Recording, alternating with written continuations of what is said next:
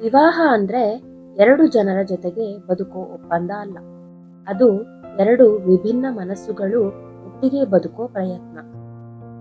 ಗಂಡ ಹೆಂಡತಿ ಸಂಬಂಧ ಪರಿಪೂರ್ಣವಾಗಿರೋದಿಲ್ಲ, ಆದರೆ ಸತ್ಯವಾಗಿರಬಹುದು.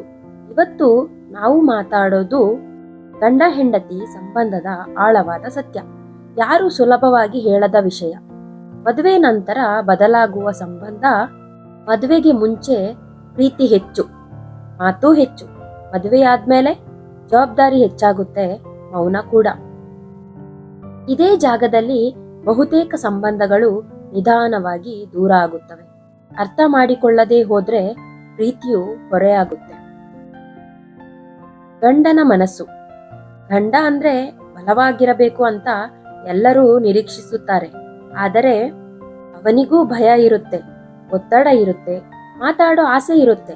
ನಾನು ಸಾಕಾಗ್ತಿದ್ದೀನಾ ಅಂತ ಅವನು ಮನಸ್ಸಿನೊಳಗೆ ಪ್ರಶ್ನೆ ಮಾಡ್ತಾನೆ. ಅದು ಕೇಳುವವರು ಅವಳೊಬ್ಬಳೆ. ಹೆಂಡತಿಯ ಮನಸ್ಸು. ಹೆಂಡತಿ ಅಂದ್ರೆ ಅಡ್ಜಸ್ಟ್ ಮಾಡಬೇಕು ಅಂತ ಸಮಾಜ ಕಲಿಸಿದೆ. ಆದರೆ ಅವಳಿಗೂ ಕನಸುಗಳಿವೆ, ಭಾವನೆಗಳಿವೆ, ಗುರುತಿಸಿಕೊಳ್ಳುವ ಹಸಿವೂ ಇದೆ. ಅವಳ ಮಾತು ಕೇಳದ ದಿನ ಅವಳ ನಗು ನಿಧಾನವಾಗಿ ಕಣ್ಮರೆಯಾಗುತ್ತದೆ. ಜಗಳ ಮತ್ತು ಮೌನ. ಜಗಳ ಎಲ್ಲಾ ಸಂಸಾರದಲ್ಲೂ ಇರುತ್ತೆ, ಆದರೆ ಜಗಳಕ್ಕಿಂತ ಅಪಾಯಕಾರಿ ಮೌನ. ಮಾತಾಡದೇ ಇರೋದ್ರಲ್ಲಿ ಅಹಂಕಾರ ಇರುತ್ತೆ, ಆದರೆ ಅದರಲ್ಲಿ ಪರಿಹಾರ ಇಲ್ಲ.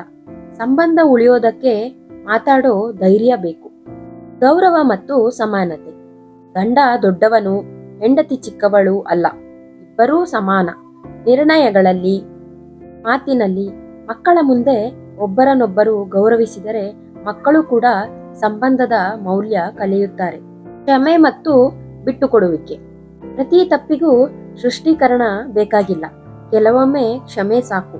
ಬಿಟ್ಟುಕೊಡುವುದು ಸೋಲು ಅಲ್ಲ, ಅದು ಸಂಬಂಧದ ಗೆಲುವು. ಚಿಕ್ಕ ಚಿಕ್ಕ ಪ್ರಯತ್ನಗಳು. ದೊಡ್ಡ ಪ್ರೀತಿ ಬೇಕಿಲ್ಲ, ದೊಡ್ಡ ಮಾತು ಬೇಕಿಲ್ಲ. ದಿನಕ್ಕೆ ನೀನು ಹೇಗಿದ್ದೀಯಾ ಅಂತ ಕೇಳೋದು ಸಾಕು. ಒಟ್ಟಿಗೆ ಊಟ, ಒಟ್ಟಿಗೆ ನಗು, ಒಟ್ಟಿಗೆ ಮೌನ. ಅದೇ ಗಂಡ ಹೆಂಡತಿ ಸಂಬಂಧದ ಜೀವ. ಗಂಡ ಹೆಂಡತಿ ಸಂಬಂಧ ಪರಿಪೂರ್ಣ ಕತೆ ಅಲ್ಲ, ಅದು ಪ್ರತಿದಿನ ಬರೆಯುವ ಸತ್ಯ ಕತೆ. ಪ್ರೀತಿ ಉಳಿಯೋದಿಲ್ಲ ಅಂದ್ರೂ ಅರ್ಥ ಮಾಡಿಕೊಳ್ಳುವಿಕೆ ಉಳಿದ್ರೆ ಸಂಬಂಧ ಉಳಿಯುತ್ತೆ. ಅಲ್ಲೇ ಸಂಸಾರಕ್ಕೆ ಅರ್ಥ ಬರುತ್ತೆ. ಸಂಬಂಧ ಉಳಿಯೋದಕ್ಕೆ ಪ್ರೀತಿ ಸಾಕಾಗಲ್ಲ, ಮನಸ್ಸು ಬೇಕು. ಗಂಡ ಹೆಂಡತಿ ಸಂಬಂಧದ ಸತ್ಯಕತೆ ನಿಮಗೆ ಇಷ್ಟವಾಗಿದ್ದಲ್ಲಿ ನಿಮ್ಮ ಅನಿಸಿಕೆ ಅಭಿಪ್ರಾಯಗಳನ್ನು ಕಮೆಂಟ್ ಸೆಕ್ಷನ್ ಅಲ್ಲಿ ಕಮೆಂಟ್ ಮಾಡಿ. ಇಷ್ಟವಾಗಿದ್ದಲ್ಲಿ ವಿಡಿಯೋಕ್ಕೊಂದು ಲೈಕ್ ಕೊಡೋದನ್ನ ಮರಿಬೇಡಿ.